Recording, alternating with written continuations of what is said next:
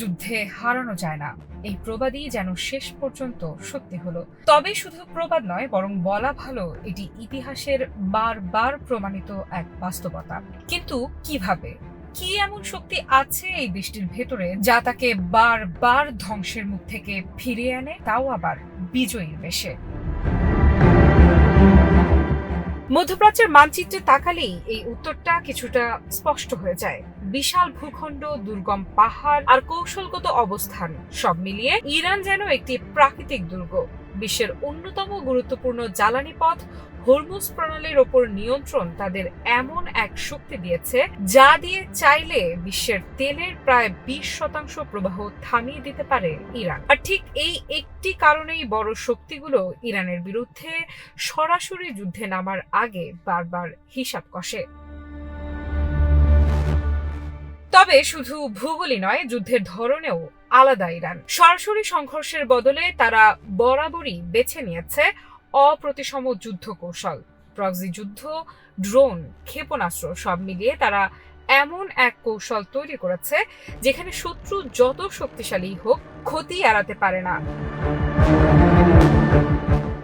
2026 সালের ফেব্রুয়ারির 28 তারিখ যুক্তরাষ্ট্র ও ইসরায়েলের তীব্র বিমান হামলার পরও ইরানের কমান্ড কাঠামো ভেঙে পড়েনি, বরং আরো সংগঠিত হয়েছে।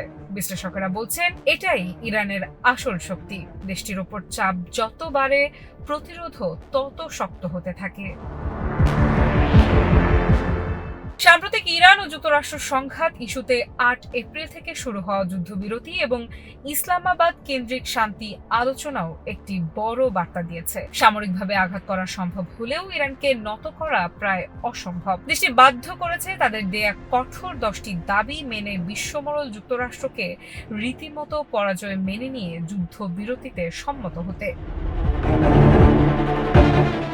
ইতিহাসে চোখ রাখলে এই চিত্র আরো পরিষ্কার হয় যে ইরান কোনোদিন অন্যায়ের কাছে মাথা নত করেনি। খ্রিস্টপূর্ব 4র্থ শতাব্দীতেও আলেকজান্ডার পারস্য জয় করেছিলেন, কিন্তু সেই বিজয়ও স্থায়ী হয়নি। 7ম শতাব্দীতে আরব বিজয়, তারপর মঙ্গল আক্রমণ, প্রতিবারই ইরানকে ধ্বংস করার চেষ্টা করা হয়েছে, কিন্তু ইরান আবার উঠে দাঁড়িয়েছে সদর্পে। 1722 সালে আফগান আক্রমণ, 19বিংশ শতাব্দীতে রাশিয়ার অনুপ্রবেশ, 1941 সালের অ্যাংলো সোভিয়েত অভিযান, এমনকি 1980 থেকে 1988 সালের ইরাক ইরান যুদ্ধ, প্রতিটি অধ্যায় একটাই গল্প বলে। আঘাত এসেছে, ধ্বংস হয়েছে, কিন্তু ইরান কখনো হারিয়ে যায়নি। আজকের সংঘাতে সেই ইতিহাস যেন নতুন করে জীবন্ত হয়ে উঠেছে।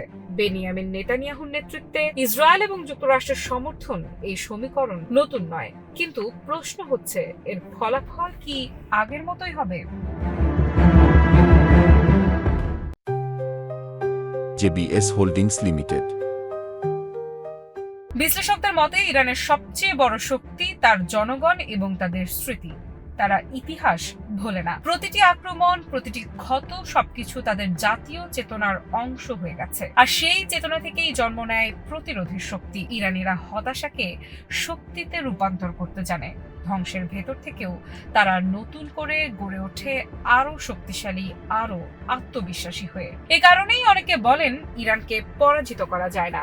সামরিকভাবে ক্ষতি করা যায়, অবকাঠামো ধ্বংস করা যায়, কিন্তু একটি সভ্যতাকে হারানো যায় না। পারস্য উপসাগরীয় এই রাষ্ট্র যেন অপরাজেয়। আফ্রিদা ইফরা, নিউজ 24।